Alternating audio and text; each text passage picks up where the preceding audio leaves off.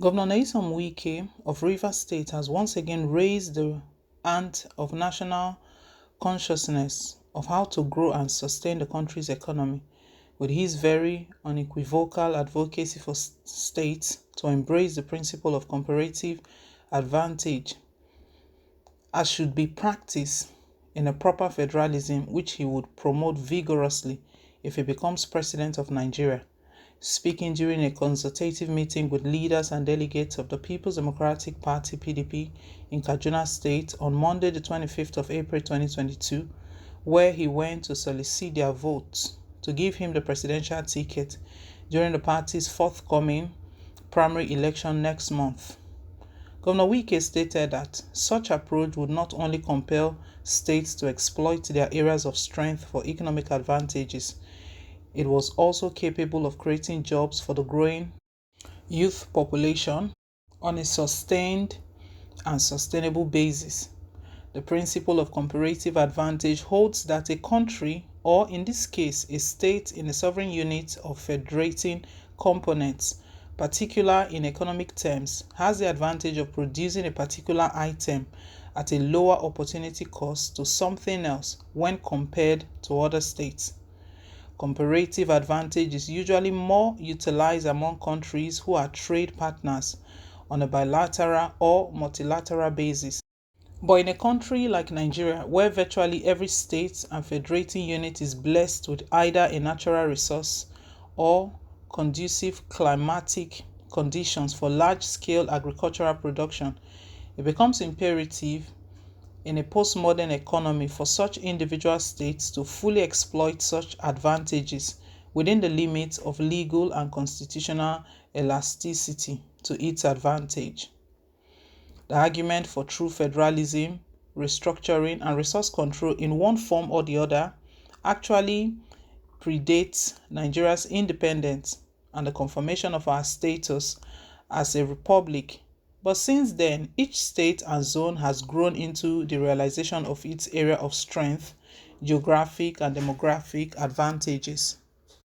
This knowledge is not necessarily for trade, logistics, or comparative economic negotiations between the states, but notably in the determination of the revenue allocation formula, which unfortunately has been centralized to most times ensure some form of equitable distribution across board to accommodate states which may not be so richly endowed naturally, or those who are simply too lazy to harvest and exploit the gifts which nature has put in their climates and bowels.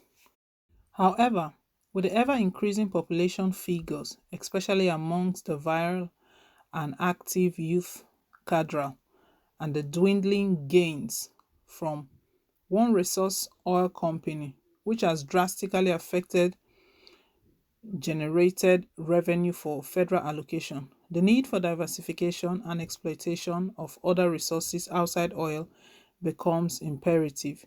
States can actually become more creative by thinking outside the box to shore up internally generated revenues, create sustainable jobs, and encourage micro, small, and medium scale entrepreneurship outlets to harness and utilize resources of comparative advantage. Governor Wike, in highlighting the scenario of comparative advantage as a very viable economic anchor, said, "We are importing everything in this country. We are not also exploiting our comparative advantage. What can Kaduna State do in terms of agriculture? What can Kano really produce? What can Gombe really produce?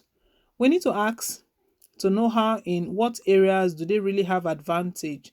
Such consideration is very important. For example, if Kaduna can only produce rice, what we'll do will be to tell the governor of Kaduna State, and with the federal government agreeing that we want it to be the hub of rice production in Nigeria. In that sense, it is not only to feed Nigerians but also to package for exports. Therefore, we can say we need 40 hectares of land from the state government. The federal government will bring 40 billion naira. It will be a special purpose fund. Government will not run it so that the revenue doesn't collapse. If Rivers State, for example, can produce palm oil, will say, give us 10,000 hectares of land, and while we'll be planting palm oil seedlings, federal government will bring the money. It will not be given to the states, but it will be put in special purpose funds. We'll engage experts to operate it as a business venture. This is also to create a lot of jobs, he postulated.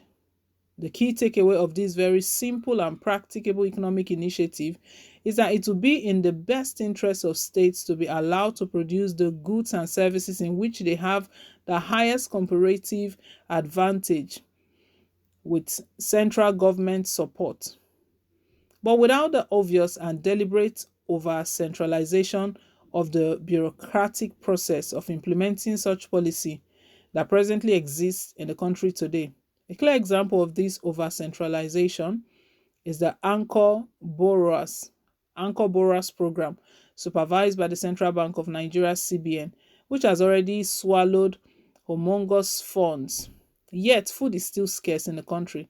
Indeed, it is quite interesting and instructive to note that Governor Wike is the only presidential aspirant amongst all the PDP contestants who has embarked on a vigorously robust marathon consultative visit to states of the country, meeting with leaders, members, National Assembly caucuses, and delegates of the PDP, interacting happily with opposition brother governors, and paying royal homage impressively to prominent traditional rulers in all the zones of the country.